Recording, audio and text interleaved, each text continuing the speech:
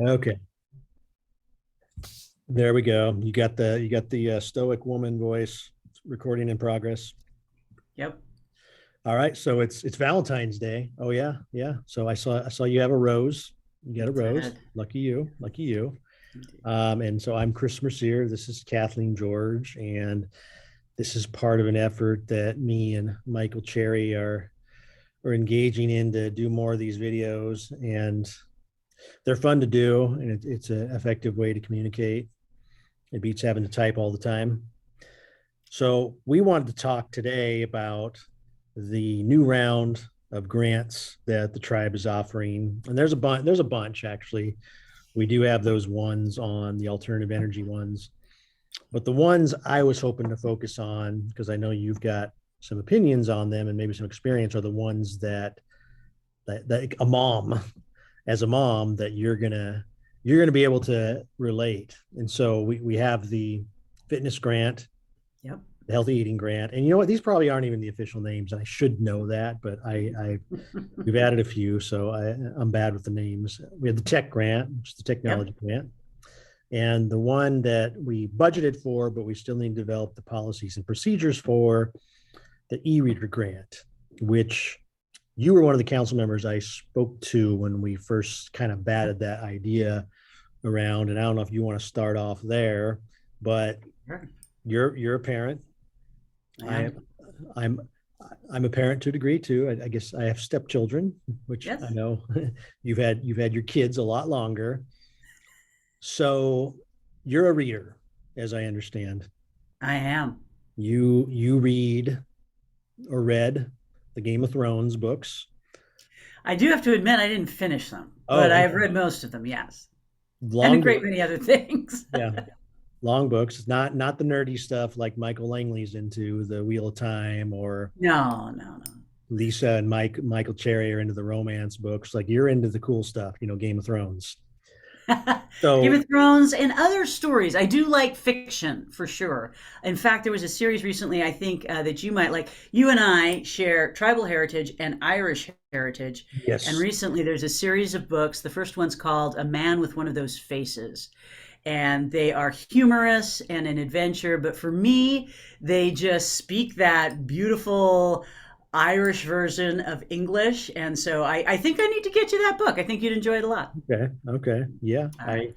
I read predominantly nonfiction. I do venture into fiction every now and then, but what have I read lately? I'm reading a book on the biography of Richard Burton, the famous British explorer, and then I read a book on the history of coffee, and then I read all three of the original Dune trilogy books, which were really Wow. interesting. So that's why I was excited when the Dune movie came out, and I think the movie captured the books quite well, which is not to everybody's liking, but a lot of people don't know that Frank Herbert got the idea for Dune when he was, I think, doing a summer internship or a summer job in Florence here in Oregon, which is surrounded by the lovely dunes.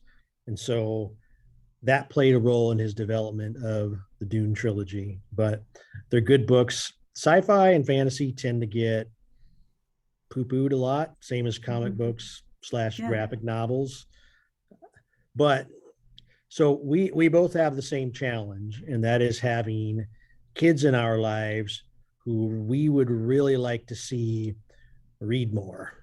Yeah. And that is one of the reasons why I hope to launch the e-reader program, because again, if your experiences are different from mine, go ahead and say so. You've got more experience in the parenting role than I do, but kids want to stare at screens, right? Well, it's their comfort zone. And so I think you're right about that. Um, and so, for so many reasons. One, right, the better a person reads, generally speaking, the easier time they have in school. And they can, if you can read for pleasure, you can also read to get things done or to fill out job applications well or to read instructions well, right? But also, I would love for our young people to read for pleasure. You just mentioned Dune and other nonfiction books, and I was talking about some fiction. You can travel not only this world, but other worlds and other universes and through time through reading, right? So I really loved it when you brought this idea to the table. And I also appreciate you mentioning some of the grants that we've had recently that, again, I think were grants that could really help our people, especially during these difficult COVID times. You mentioned the tech grant, and that's fantastic. There was a tech grant that was available to just any tribal member who needed support. There was the student tech grant to help students with their screens at school. There was an elder tech grant, and even descendant tech. So, right, our descendants need some assistance as well. Those are all great, but I love the idea of the e-reader because if it just is in a child's comfort zone, and they can download their favorite anime or their favorite silly And I don't think anime is the correct term. I think you meant manga, huh? see, I'm such a Anime mom. is the cartoons. I mean, I don't know. Maybe the written, maybe the comic book or manga versions are called anime too. But No, I I think that's what think you're prompted our right. discussion is manga, which you could say were like the original comic books. I think they're really old and started in Japan a long Yes, time ago. yes. And there's many crossovers between anime and manga, but you're right. The books themselves are referred to as manga. So see, that's, when you're a mom, you just forget these things. But thanks for correcting me. Well, and My kids started out as really great readers, and as they've gotten older, it doesn't seem to be something that appeals to them quite so much. But like you said, whether it's phones or a Surface, kids just migrate to technology. And so if it's easy for them to find and keep downloading books they like, I would love for us to support that. me too, me too. And it just dawned on me that we introduced the technology grant first, and here I am complaining about kids staring at screens, but then we have a grant that bought them those screens for schoolwork, though, right? For school and student Right. work and stuff. But so, how much of a reader were you in your youth, and how did regular reading, or just now even, how does the act of reading help you just in your life, in your profession? In my experience, because I did do undergrad and I went to law school, so you have to read. It's when you're in college, it's just what you do. If you can find a way to get through college without reading, you're brilliant on a whole other level. But so you had to do it. And then what I found was coming out of college, I was, especially law school, maybe I got burnt out on the reading. I haven't picked up reading as much as I have. A lot of that is my screen use habits, though, as well, which I guess technically constitutes reading, but holding a book, reading printed words on the page, I don't do as often. Yet I think like reading in terms of like my writing skills, vocabulary, if certain types of fiction you read, like if you've ever read like Gabriela Garcia Marquez, the famous Columbia writer, like his writing, all fictional, it requires you to shift your brain on another level to even read it. So reading is useful in helping your thinking skills evolve, because if you've got a really challenging piece of fiction where the writer is using an alternative sort of narration, like William Faulkner, I'm sure you read some of him Yeah, maybe in college. that's what I Some was of his thinking of stuff right is away. it's Yeah. good. It's good. It's brilliant, but it is not James easy to Joyce. read. Yeah, or James Joyce, right? We Joyce. could we could list many, or William Shakespeare, right? You're going to have to use kind of a different part of your brain and work through that. You have to have a dictionary on what those words meant back then. And I'm even discovering this with this book I'm reading right now, because it's based upon a guy who grew up in the mid 1800s, and so they've used words that I paused, whipped out my phone, say, what is that word? I've never heard that, because based upon his journals. So so I guess back to my original question, like how is reading and reading habits help you in your life, and how do you hope to pass that on to your kids? Well, thanks. So, reading was made attractive to me very early in life. My father was a voracious reader, and he kind of had his own garage library. But one of the things that helped make reading attractive to us when we were just little kids is that when it was time to go to bed, if we wanted to read, we could stay up another 15 or 20 minutes sitting on our beds reading. If we didn't want to read, then it was time to go to bed. So that inherently was an impetus right there. I can stay up if I read. And if we went to a store or to a bookstore or a store with books, very often my parents would say, well, pick out any book you want. So it got us looking for books, and we could get anything we wanted, and it kind of made that a treat instead of just a piece of candy or something. And so at an early age we learned to love to read, and my father would also read to us, and he had been an actor in previous aspects of his life, so he loved to make it fun and do like all these different voices, which we completely loved. And then as I went through school, I just learned to really enjoy all the different places that books can take you, and was a voracious reader throughout high school, just for my own pleasure. And then you're right. Yeah, you're not going to get through college, let alone after college, unless you're pretty comfortable with reading. And so it was interesting to see a similar progression in my boys. At first, they were not all that into reading. And so when they were young, we would read together at the end of the day. And that was kind of a fun time. And so they liked that for quite a few years. And they both would go, they went through the Harry Potter series, they went through the Rick Riordan series, or I guess series of series that he has that are based on the Greek gods and myths, which are really good books. That's another thing I realized reading some with my sons, is that there's a lot of good young adult fiction out there too, like just really fun stories. And so finding a series or something like that that can turn kids on to reading and then make them want to get the next book and see where the story goes, I think is great. And yet inevitably at some point, people's interest turns. They play a lot of video games now. They watch a lot of videos just online. And it's also harder to get to your library. You were talking about e-readers versus physical books. I've enjoyed both. I've had an e-reader that I really loved, and it always makes it easy to get the next book. A lot of times I buy paper books, though, because then I donate them to our library here in Grand Ronde when I'm done with them, so that we can keep growing our library, or I put them in the little libraries around campus.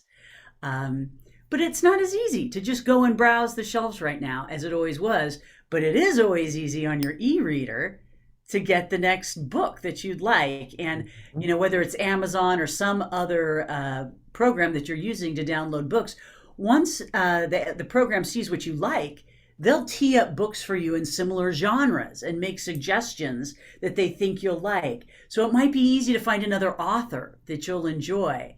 So I think if it opens up any new kid's interest in reading, I would love to make it available so that it's just easy for kids to find a book they're going to be interested in. Yeah. And so have your kids, have they taken to e-readers? So you know what? We haven't done it yet, but Okay. I think inspired by this, I think when the grant comes out, we're going to give it a try. Okay. Do they have iPads or Kindles or other devices they can read on? Well, so they don't have iPads or Kindles. They do have small laptops, and so certainly we could do that, and we haven't. Actually, Sean's is from his school, and he has very limited access to programs, so that probably would not be a good match. Um, so it is certainly something we could do. For those of us that have used like a tablet or an iPad, there is something about the size of that makes it really easy to take with you. And it's kind of the size of most books, right? Yeah. Whereas if you have a laptop, you certainly can use it to read books, but not everybody's going to want to take that with them to a restaurant or a coffee shop. And there is something about the size, just about the size of a book, right, that makes it pretty easy to take those smaller devices wherever you want to go. Well, and I think when we talk about e-readers, it's important to distinguish that when we say the Amazon Kindle, which is probably whenever we launch this program, which is what I think a lot of people are going to buy, that's a little bit different. The Paperwhite, I think it's called, versus the Kindle Fire, because Yeah. the Kindle Fire is basically a tablet. And while it may have Kindle and you can download books and read it, there's still that anyone who is likely to succumb to the temptation of watching videos is going to have the tools to do that with the Kindle Fire. So we would want to limit the grant to specifically e-readers that don't have those distractions. Like the purpose is reading, right? Right. No, that is a really good point. Because, like you say, while some of these devices are promoted primarily for reading, like the Kindle, you're right. You can do any number of things from that device. So uh, we probably want to make some decisions for this particular program that really keeps the focus on reading. As we Mhm. already mentioned, if folks need tech for other reasons, like school support and things like that, we do have that program. And what's exciting is that for such a new program, we really got a lot of applications. I think we got an update last week, and our student tech grants, I think last year we made 488 grants for student tech, elder tech, Mm, 536 good. applicants got some elder technology. Descendants, 74 applicants were supported. And then just, everybody else, technology support was 559 applications received. So for a brand new program, I think that's a pretty great level of support. And just to let folks know, we have budgeted to continue these programs next in this upcoming year, and I believe it is going to be March 1st when those programs, including the fitness and the foods, will be made available again. Now, it will be important to say that for the technology grants, if you've already participated in that, we're going to ask that you hold off till some other people can participate. But this e-reader program, of course, is going to be open to whoever wants to submit that application this year. And so did you utilize the fitness and healthy eating grants for your kids or for yourself? Yeah, so for our family, we just recently purchased a nice, not a, I can't think of the name right now, a really nice exercise bike, with the electronics and the workouts. The It's not Peloton or a no? Peloton. It's No, not a okay. Peloton because those are like $4,000 Are or they? something. I didn't It's know. Yeah, it's really outrageous, but a really nice bike with those types of workouts on there. And so everybody in our family is now using the exercise bike, so that's great. My son purchased a laptop to support him and computer and fun. So we've used a couple of these, and but we still have some opportunity to do that as well. And so I'm looking forward to March and hoping that tribal members will take us up on these opportunities again. Yeah, yeah, because I know that I think it's Michael Cherry. I think one of her kids bought a stand-up paddleboard, Yeah. which that'll get you in shape just from falling off all the time and having to get back on. But the healthy eating, Yeah. I know people who've bought smokers, they've bought canning supplies. So it's been really cool watching people jump on that program. I mean, you do have the people who are like, "Oh, I just want to buy groceries," and like, I'm not sure that that's we're hoping you make healthy changes, but it seems like a lot of people have done that, and it's been kind of fun to watch people and how they've gotten creative in figuring out ways to spend that grant. And so it is one of these programs that we'll know the true value probably years from now, but I'm still glad we're doing them. And there's always going to be those one or two people who become fitness freaks over something like this, because we've all met those people in our lives, right? Just somebody who one day they start working out and dieting and they got the six-pack abs and all that, big biceps. Like we all know people like that, right? Who go through these fitness kicks and their lives turn out for better. So I don't know if we'll have a high percentage of people that will do that, but if it's making healthy differences in people's lives, then it's a program that I hope will support into perpetuity. Absolutely. Anything we can do that can help inspire our tribal members to try something new, like you say, whether it's a new approach to cooking or canning or smoking meats or just starting a garden, anything we can do to promote healthy tribal members is a well made investment. And I think that these programs are going to keep going into the future. And I also think that these are levels of support that are significant and might really prompt someone. And I think obviously it has prompted tribal members to try something new and to take a new risk or a new adventure in improving their lives. But they're also not so huge that it's daunting, right? You can decide if you want to get a paddleboard or a bike or an exercise bike or a kayak. But it's not, you don't have to contemplate a huge life choice. And so anything that are those supports, those nudges to help our people be healthier, we want to be supporting that. Yeah.